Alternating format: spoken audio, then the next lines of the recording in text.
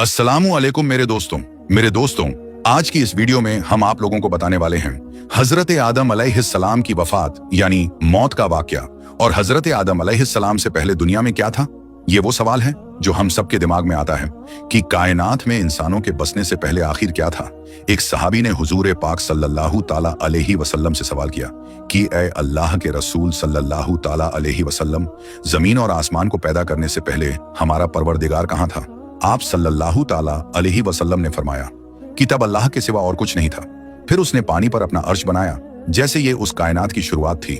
फिर अल्लाह ने कलम को पैदा किया और उसको हुक्म दिया कि लिख, और कलम ने अल्लाह ताला के हुक्म और उसके इल्म से कयामत तक होने वाला सब कुछ लोहे महफूज में लिख दिया। इसके बाद आसमान और जमीन की 6 दिन में तख्लीक की गई यानी पैदा की गई। यमन से आए हुए एक राजदूत ने हुजूर पाक सल्लल्लाहु ताला अलैहि वसल्लम से कहा कि हम आपसे दीन की समझ और कलम की शुरुआत जानने के लिए आए हैं। तो आप सल्लल्लाहु ताला अलैहि वसल्लम ने फरमाया, जिसका मतलब ये है कि सबसे पहले सिर्फ अल्लाह था, उसका अर्श पानी पर था।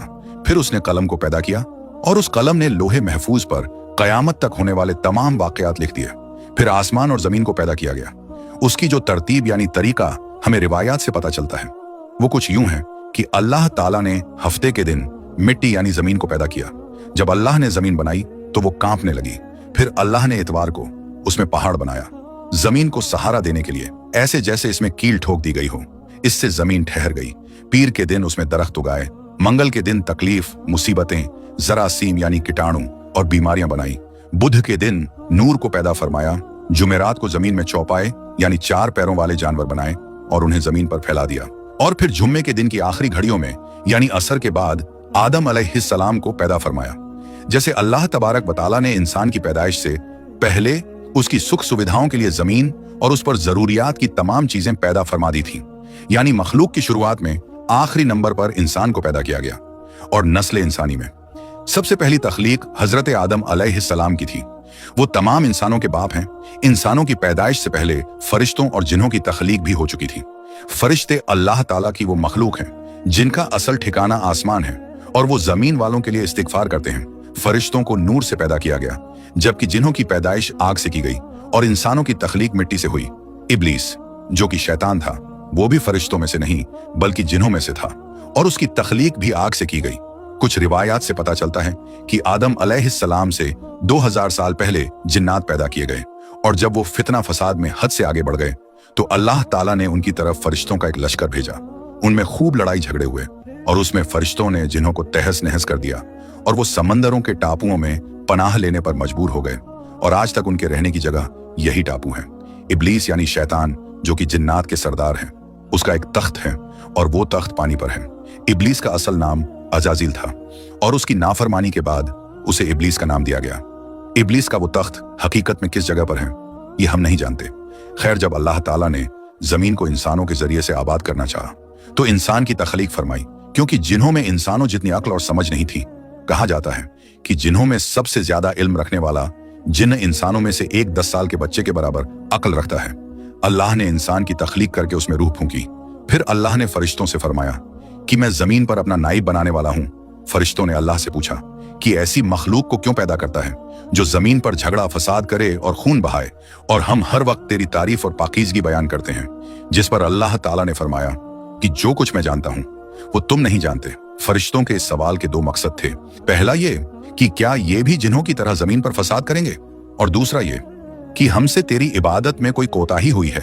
बहरहाल जब अल्लाह ताला ने हजरत आदम अलैहिस्सलाम को पैदा किया तो जमीन से मिट्टी लाने का हुक्म दिया।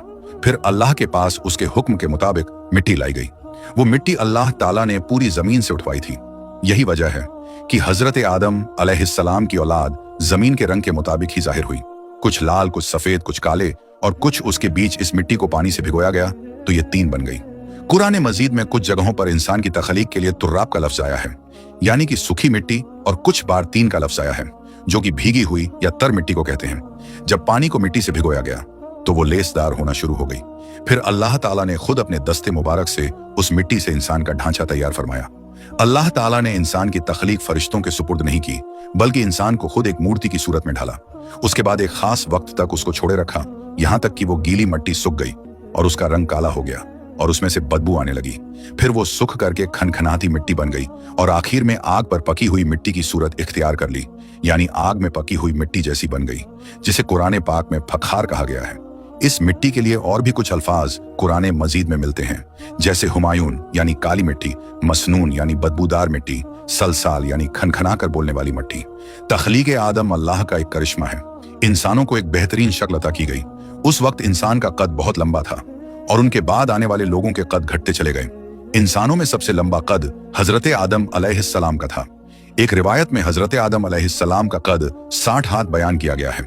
बहरहाल जब अल्लाह ताला ने इंसान का ढांचा बनाकर उसे सूखने के लिए एक खास वक्त तक छोड़े रखा, तो इब्लीस यानी शैतान उसके इर्द गिर्द चक्कर काटने लगा।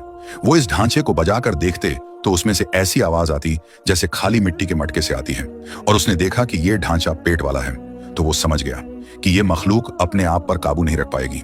हजरत आदम अलैहिस्सलाम में रूह डालने से पहले फरिश्तों का गुजर उस ढांचे के पास से हुआ, तो वो घबरा गए, और इब्लीस भी ढांचे के आसपास से गुजरता तो ठोकर मारकर कहता कि तुझे किसी खास मकसद के लिए पैदा किया गया है। ये कहकर वो उसके मुंह के रास्ते उसमें दाखिल हो जाता और कमर के रास्ते बाहर आ जाता। और फिर उसने फरिश्तों से कहा कि इससे घबराने की कोई जरूरत नहीं है। अगर मुझे इस पर हावी किया गया तो मैं इसे खतरे में डाल दूंगा, और अगर इसे मुझ पर हावी किया गया तो मैं यकीनन इसकी नाफरमानी करूंगा। यानी अभी हजरत आदम अलैहिस्सलाम में अल्लाह ताला ने रूह भी नहीं फूंकी थी। तब से इब्लीस की इंसान से अदावत और दुश्मनी साफ तौर पर दिख रही थी। फिर अल्लाह ताला ने हजरत आदम अलैहिस्सलाम में रूह फूंकी। जैसे ही रूह उस बनाए हुए ढांचे में सर की तरफ से डाली गई तो हजरत आदम अलैहिस्सलाम को छींक आ गई। हजरत आदम अलैहिस्सलाम से कहा कि अल्हम्दुलिल्लाह कहिए। उन्होंने कह दिया। अल्लाह ताला की इस तारीफ के जवाब में अल्लाह ताला ने फरमाया कि तुझ पर तेरा रब रहम फरमाए। जब रूह उनकी आंखों में दाखिल हुई और उनकी आंखों ने जन्नत के फलों को देखा तो गौर फिक्र करने लगे। फिर रूह पेट में दाखिल हुई तो खाने की जरूरत महसूस हुई, यानी रूह अभी टांगों तक नहीं पहुंची थी और खाने की ख्वाहिश महसूस होने लगी। जब हजरत आदम अलैहिस्सलाम में रूह फूंक दी गई तो अल्लाह ताला ने उनकी पुश्त यानी पीठ मुबारक पर हाथ फेरा, जिससे कयामत तक आने वाले तमाम इंसान बाहर आ गए। हजरत आदम अलैहिस्सलाम की तमाम औलाद उनके सामने जाहिर हो गई। ये बात कुरान और अहादीस से भी साबित है। फिर अल्लाह ने औलाद आदम से उन्हीं के बारे में इकरार लिया कि क्या मैं तुम्हारा रब नहीं? तो तमाम इंसानों ने जवाब दिया कि हम इकरार करते हैं कि तू ही हमारा रब है। अल्लाह ताला ने हजरत आदम अलैहिस्सलाम में रूह फूंक कर फरिश्तों और जिन्हों से इंसान को सजदा करने का हुक्म दिया।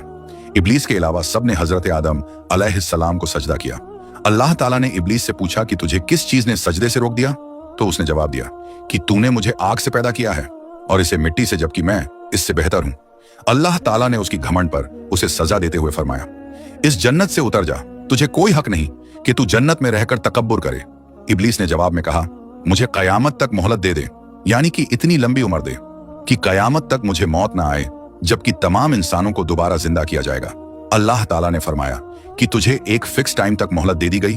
फिर इब्लीस ने कहा कि मैं कसम खाता हूं कि मैं इंसानों की गुमराही के लिए तेरे सीधे रास्ते पर बैठ जाऊंगा।